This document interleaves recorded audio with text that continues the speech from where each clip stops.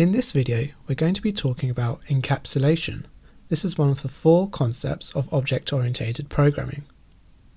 If we look at what encapsulation means from a dictionary, you would see a definition along the lines of enclosing content, such as that of a pill.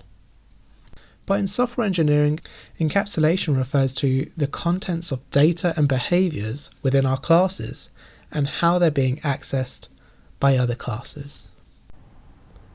The four access modifiers are public, protected, default and private, but in this video we're not going to look at protected, as this will be later visited in a video on the concept inheritance. But in this video we're now going to create our own employee directory where we can explore the access modifiers and encapsulation. So I'm going to begin by creating a package, which is where we will store our employee class. Now the reason I'm creating a package in the first place is because later on when we're using access modifiers, they sometimes work on a package basis. So we'll be able to see them a little bit easier by defining these packages. So within the HR package, which will contain classes specifically for HR purposes, we're going to define this employee class. So I'm going to define a few attributes for this employee. So we'll have their employee ID, we'll also have their name, and also we can define their position. So each employee will have these three attributes. What I'm also going to do is just override the toString method, because we're going to be printing out this employee just to see what their attributes are a little bit later on.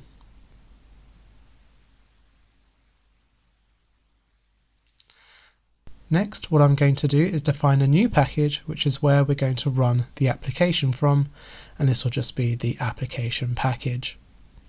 And then within this package we're going to define a new class, and I'm going to call that application.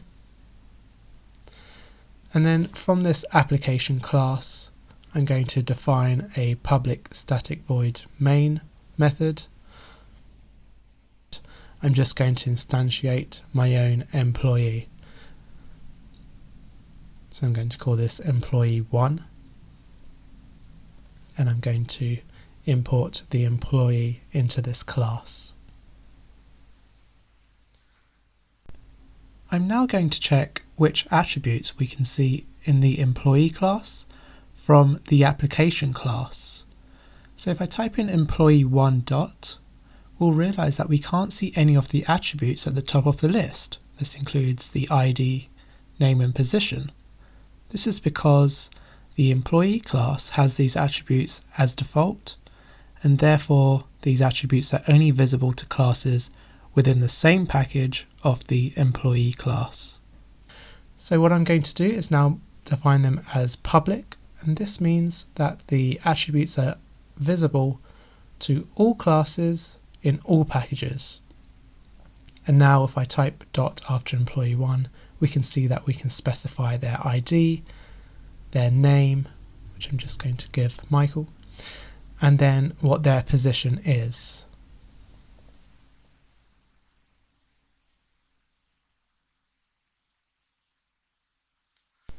What I'm going to do now is just print out this employee so that we can see in the console the toString method from that employee. Now the current design that we have for the application creates a little bit of a problem for us, because we don't want the attributes of the class to be directly accessed. Rather, we would like to abstract these attributes away into methods, and this is part of encapsulation. So rather than being able to define specifically these attributes from the application class, we're instead going to define public getters and setters for these attributes. So when we define a getter, these are methods which will return the value. So I'm just going to define a few here. So we can have public int get ID, and that will return the ID. We can also define a getter for the name, which will be public string get name, and then also the same for position. And what you'll see is that if you right click and hit generate, we can generate the getters using IntelliJ. Lastly, I'm just going to define the attributes as being private, and the private access modifier means it's only visible within the class. If we want to update or modify the attributes of the class, we would use setters. So similar to a getter, we do have the same kind of naming convention where we use set. So we'll have public void set ID, and then we will set the ID that is passed in. And again, we can generate these from IntelliJ using the generate functionality.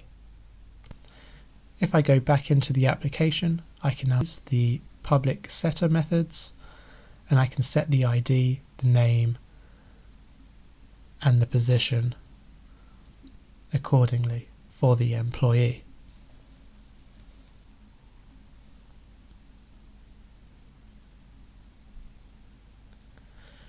Now, if we extend the encapsulation here, what we can see is that the application class is able to modify our employee. And typically we wouldn't want this responsibility to exist within the application package. We'd probably only want that responsibility to be within the HR package. So you might remember that we had the default access modifier on the attributes at the start, which meant only classes within the HR package. We could do the exact same to the setter methods. So what I'm going to do is head into the employee class, and I'm going to change the setter methods to default access modifier, which means they can only be accessed within the HR package. And I'm going to create a bespoke class which is only responsible for modifying the employee. So I'm going to define this employee modifier class within the HR package, and I'm going to define a method called set employee ID, and this will take in an employee and an ID number, and then it will call the setter method from within the employee class. Now remember, the setter method within the employee class has default access modifier, which means the employee modifier class is able to see it, and then it's able to call that method to set the ID, the name, and the position of the employee.